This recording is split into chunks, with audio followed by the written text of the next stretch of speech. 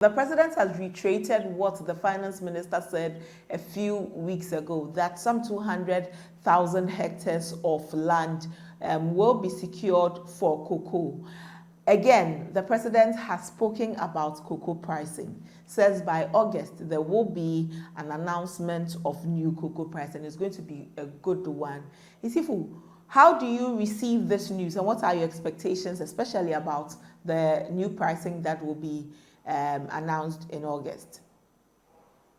Yes, Abra, thank you very much. And I would want to also say that unfortunately, when the Minister of Finance made this pronouncement, you called me, but the network challenge, we were not able to have a good conversation. And I'm sure today the network will permit us to have a good conversation. Let me start with the 200,000 hectares before I can dive into the price increment. The last time, as I was saying, that is a good idea. We can't lose cocoa production looking at the advantages of cocoa into Ghana's economy. But we have to also face some realities, which we cannot run away from it. It's good Ghana wants to invest into 200,000 hectares of cocoa. But the question is that the solution? As we speak, there is ongoing rehabilitation program, which we have spent more than $300 million. The last time the CEO touched down, meet with farmers and other stakeholders, he granted some interviews. And he made it clear that they were expected. They took some money from Africa Development Bank to the tune of $200 million. COCOBOD injected another $800 million to have rehabilitated 156,000 hectares, which could have given us 150,000 tons per year. But as we speak, they've been able to rehabilitate just 40,000 out of this 156,000. But the money is spent. So the question is it about acquiring new land? Is it about new plantation? No. Ghana, even how much is the land size of Ghana, and which areas that cocoa is good to be grown? So to me, I think we have to set our priorities right. We have to intensify the rehabilitation program. Instead of securing 200,000 land for cocoa plantation, I think we have to rather focus on the rehabilitation and ensure that it is done and done well. Because the cocoa virus disease, if care is not taken, a time may come and all our cocoa farms will be affected by this disease. So what we have to do is to make sure that the rehabilitation is done and done well. It's not about acquiring new 200,000 hectares. And I even fear with government agencies running programs aside. For example, there are some subsidiaries of COCOBOD, like Cocoa Processing Company. They have been giving them money, they have been giving them $1 million, they have been giving them cocoa. But every day, every year, you hear that CPC is not doing well.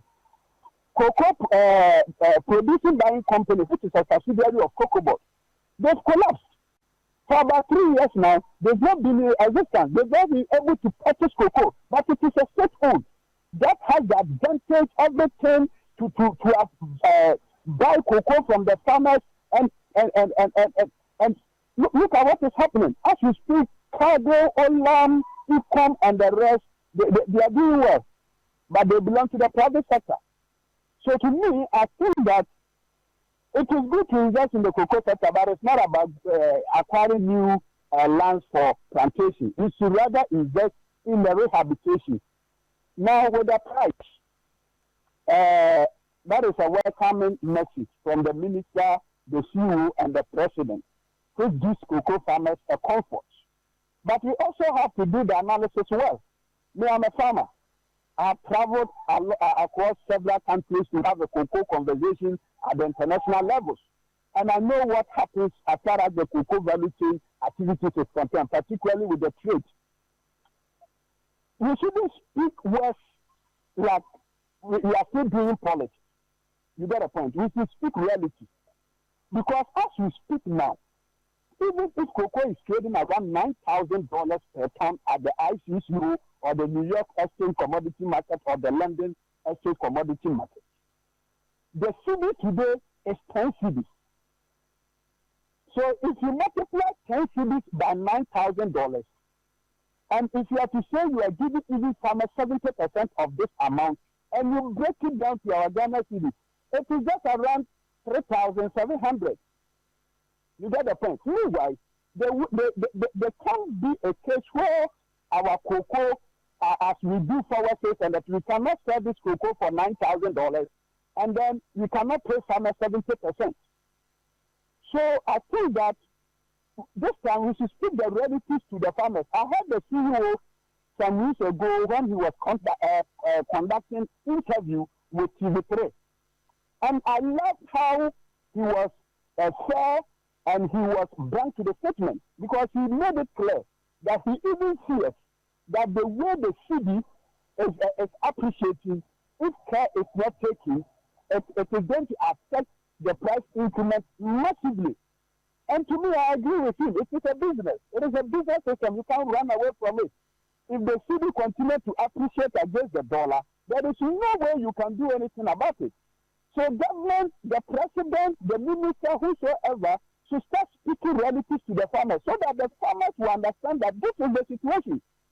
So when in case by August, the situation remains the same, farmers will not have much, because as the message is coming like this, it looks like you are now putting some smiles on the face of the farmers. But when the due date reaches and you begin to twist it or do different things, then farmers will begin to do what? To be worried with your statement. So I think this is the time that we have to approach farmers with the reality. Tell the farmer that this is how cocoa price is being determined. You look at the international price, you look at your exchange rate, then you consider the percentage that has to go to the farmers, and you stretch it out. This is what you will get. And looking at our situation, even today, if you are to increase cocoa, this is what we can pay. Let the farmers be aware, because they're business. We are all in this field. We understand the situation. So this will be my take this morning as far as the price and the president's pronouncement is concerned. With your utterances, is it to suggest that there hasn't been stakeholder engagement, especially with farmers? No. Let me tell you the truth. Concerning cocoa price, there haven't been any stakeholder engagement with farmers. What we hear is that they have a price review committee, which I know. So they meet, the price review committee meets, and they do the analysis, and they come out with a price. And that is what we do. But meeting the entire farmers, it hasn't happened yet. But I think this is the time that we have to begin sensitization on how price is being determined. Because this few two people or one people is representing farmers on the price review committee, how long would you meet all cocoa farmers in Ghana? It's not possible. But there should be an effort to ensure that at the cooperative levels, we can meet farmers and tell them how the price of cocoa is determined, so that farmers will appreciate. But because of lack of accountability and transparency and the means of treating farmers all the time, government come, government go, no government is willing to sit with farmers, let farmers know how the price is determined. You can call 100 farmers today, and I'll tell you about 99 of these farmers would not know how the price of cocoa is determined. You are a president of a cooperative union. You are part of the value chain. How then are you explaining to your farmers how the prices that you sell cocoa for are arrived at? How are you able to accept some of the prices without agitations? Yes.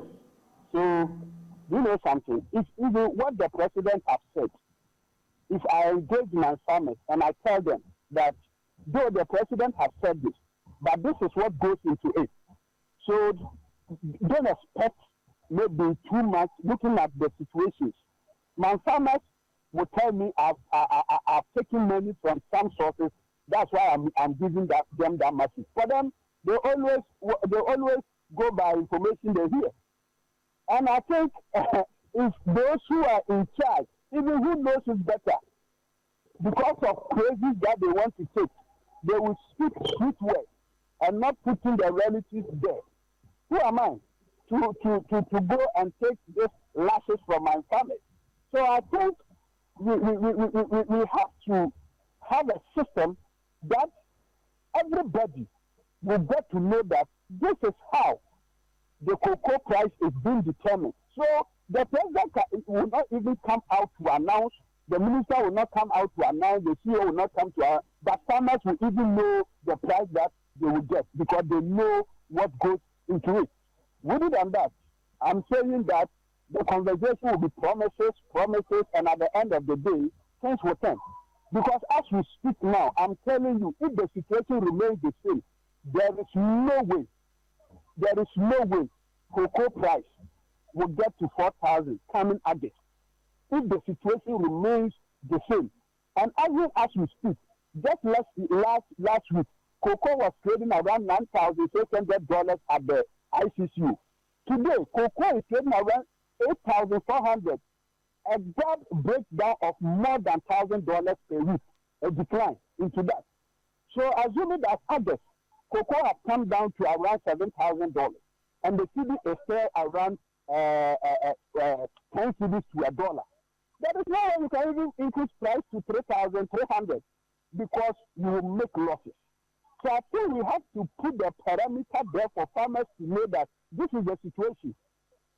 If these conditions are in place, then we cannot buy the cocoa at this price.